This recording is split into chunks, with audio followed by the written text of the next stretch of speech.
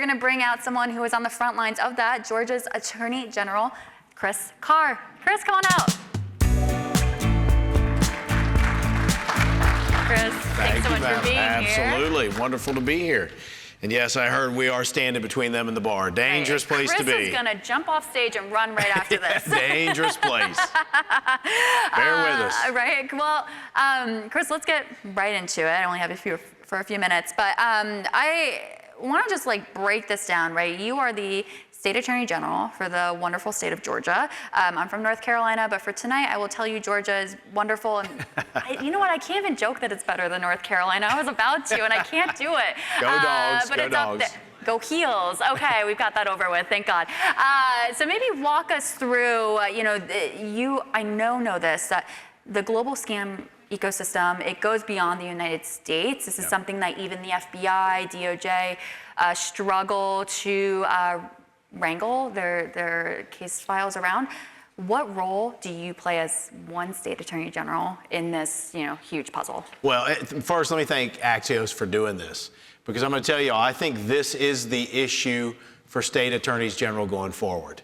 When you start looking at, and each state does it differently, and I'll just tell you, in Georgia, district attorneys and solicitors are the front line of all felonies and misdemeanors in our state.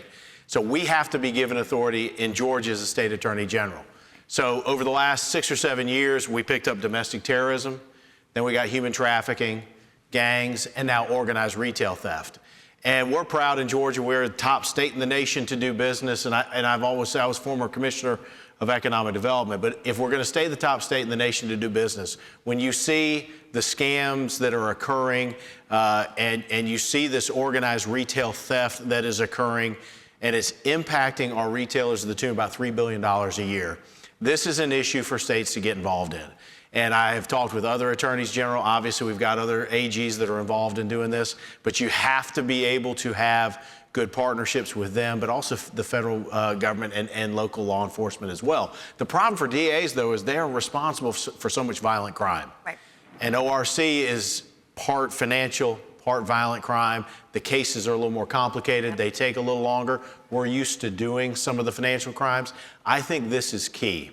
Yeah. And the thing I think you got to do is when you've got, again, you see a lot of these cases where folks are hitting different stores in different cities and different counties. Criminals don't care what the city or the county line are. Great issue for states to deal with, particularly if you want to stay pro-business. Gotcha. And so you have said, I want to make sure I get these numbers right. You have said that Georgia businesses are losing $3 billion to retail theft annually, resulting in 17,000 lost jobs. To help tackle this, your office has stood up the Organized Retail Crime Unit. A lot of names, a lot of figures there.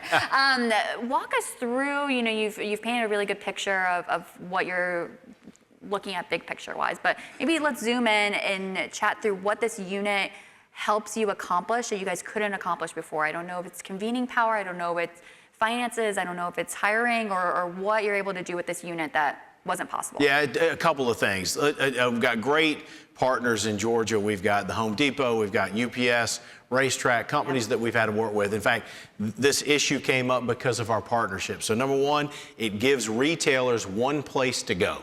And I think that's critically important, building that infrastructure of, all right, where do I go? Who do I talk with? Well, you can come to our office first. Yeah. We can figure out, do we need to bring in a federal partner? Do we need to bring in a district attorney? However we need to do it. But Home Depot gave me a great example. They had a situation where they had a group that hit a number of stores in Georgia. And if you're familiar, we have I-75, we have the ring road around Atlanta, it's 285, and then we have 85 that come in. They showed us how this one group hit multiple stores. It would have been like 10 jurisdictions.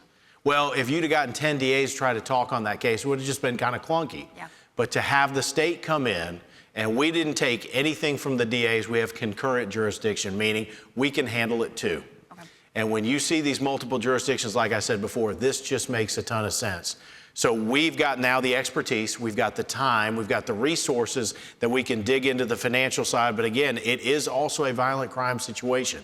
When 3/4 of the cases that we see nationwide involve violence, involve a gun, involve knocking over one of the associates or an employee, this gives us that experience and that expertise to be able to handle these cases. Yeah, and I know you're bringing up the the physical part of it, the potential violent impacts of this. But I also, as a cybersecurity reporter, would be remiss if I did not bring up the digital elements of this. A few weeks ago, your office brought this case that involved people who were stealing merchandise from Victoria's Secret.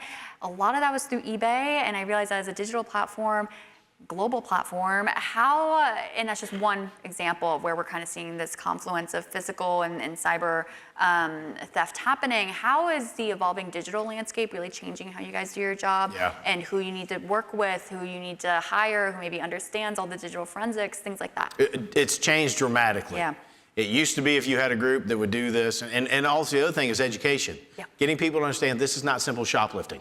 These are sophisticated, organized groups. So number one, back years ago, you steal something, you take it to the pawn shop. You knew where to go.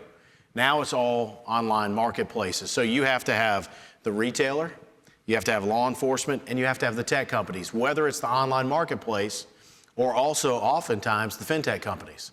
But Georgia's got a great fintech ecosystem. So to me, we've got great opportunity because, and I've said this many, many times, the retailers in particular that we've worked with, the Home Depots, the racetracks, have great loss prevention folks, former law enforcement, help us package the case to be able to bring it to us. But you have to be able to have that partner in the online marketplace. There's been some tension, but I think generally speaking, the online marketplace folks don't want to sell stolen goods. But you got to be able to build that infrastructure of communicating with them too, to be able to solve this problem going forward. Then you've got gift cards, so the fintech folks are great to help you there. You've got to be able to be willing to partner with these folks. Yeah, I'm almost curious here. You brought up a really interesting point around just, you used to go to a pawn shop, maybe it was anonymous, right? It's harder for you as for a DA or for a state attorney general to track what happens at one local pawn shop, right? But with eBay, with other online retailers, they don't want this. It almost feels similar to crypto, right? In that you kind of have this, like, even if it's pseudo-anonymized, you have a way to trace it. I do wonder if there is like a flip side to this, right? Where you do actually have more transparency, can actually see these, track this crime a little bit easier because it's happening in a more digital place. But I don't know, I'm just thinking about that. No, it does. Right now. We passed a bill in the legislature a couple of years ago that provided a little more. If you're going to sell online, you got to provide certain information, your name. But what happens is, unfortunately, the criminals are smart. They shut down that page, they start another one.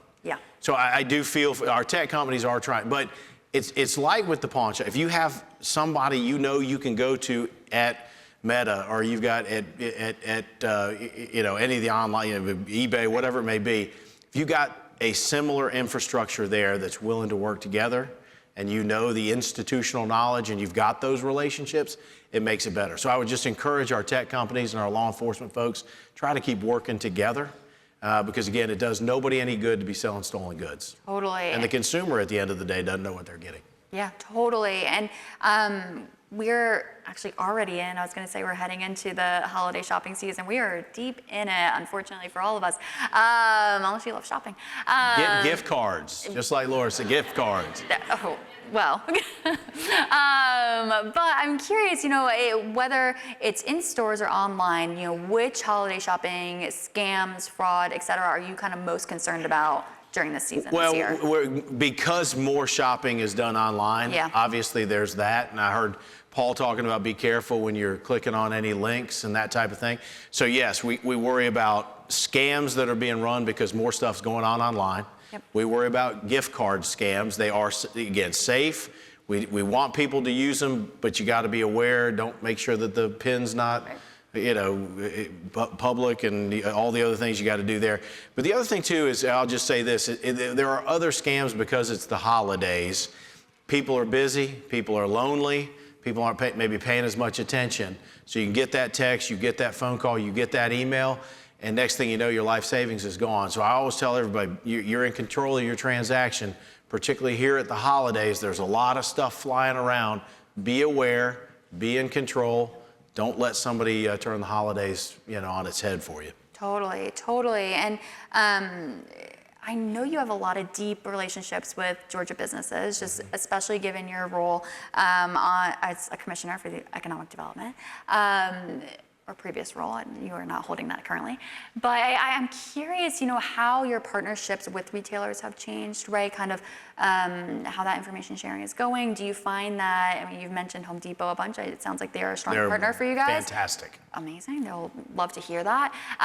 But I do wonder how it was going when you were working with local businesses, when you were working with maybe the non-Home Depots of the world who are in Georgia, who are struggling with this. Do you feel that there's awareness? Do you feel that you have the resources to help them? How are you? Well, one of the things I think we've done when I was at economic development, we really tried to work with the business to figure out what you needed to solve your problem, whether it was workforce, infrastructure, partnership with the chamber, whatever it may be. Now we've got this issue, with organized retail theft and organized retail crime. I'll tell you, the relationships we have and the partnerships have been phenomenal. I think we still have a ways to go on educating on the fact that this isn't just shoplifting, that there are organized groups. We are finding out there is a very significant international organized crime element to it. So you have to have a partnership with the federal government, but and getting the word out to the retailers that we're doing what we're doing. Now, we're only 18 months into this. But I tell you, again, the fact that we're getting 3, 4, and 5 calls a day from law enforcement or retailers saying, hey, I think I may have a case. Wow. What do I need to do? It's growing, but we got to continue to educate, I think, is the big thing. But we could not have better partnerships from the mom and pops up to the big box retailers. We just got to continue to do it. That's how we're going to build that infrastructure of communication and educate. Totally. And on that note, you are currently running for governor of Georgia in 2026, and you're on the campaign trail now. If you are elected next November, what is one policy change that you would want to make to help crack down on the proliferation of retail fraud and cyber scams? Well, I think one of the things I do is we got to find a way to better have a data sharing platform in Georgia. Okay. I know at the federal level we've got some legislation that would put it at Homeland Security, but I think in the state we just have to have that ability to do it. But I will tell you, the other thing we need to do is expand this unit. I mean, the bottom line, I think, again, like I said, this is the issue to me for the future, and the success we've had on human trafficking and the partnerships we've expanded it around the state. Same thing with gangs. Now we got to do the same thing with organized retail theft. So I think provide that data sharing platform and expand the unit to show that we're serious about what we're doing. Yeah, and I know we're playing hypotheticals here. You were still very much on the campaign trail, just trying to get elected, but would both of those priorities just require more funding? Would it require, new contracts? What are the actual things that you would have to push for? Well, the good news in Georgia is you're in charge of the budget. Yeah. So the one would be budgetary. So that would eat as far as expanding the unit. Okay. The other might take some legislation, or it might take the ability to bring smart people together around the table, say, what do we need to do in Georgia to solve this problem so that we have this data sharing platform? But at the end of the day, we got to do something. Right. And we will do something when I'm governor. Amazing. Well, perfect. Well, at Axios, we like to end on one fun thing. Again, with Paul, I had the same issue in that this is, I don't know, a fun topic to really go out on, but, and you were kind of hitting on it earlier, but I'm going to do my best with the fun question, which is, what is maybe one piece of advice that you like to give your friends, families, I guess the people you work with to help them avoid being scammed? Yeah, you are in control of the transaction. Hang up the phone. Yeah. Click out of the text. Click out of the email. Yep. If you didn't ask for that to come to you, whether it's a retailer, your power bill, there's a big scam now that you didn't make it to jury duty, you are in control. Pick up the phone and call that entity yourself. But boy, I mean, you just hear so many stories of people losing their life savings, not at the holidays. So be in control of the transaction and everything will work out. Perfect. Well, Attorney General Carr, thank you so much for joining us tonight.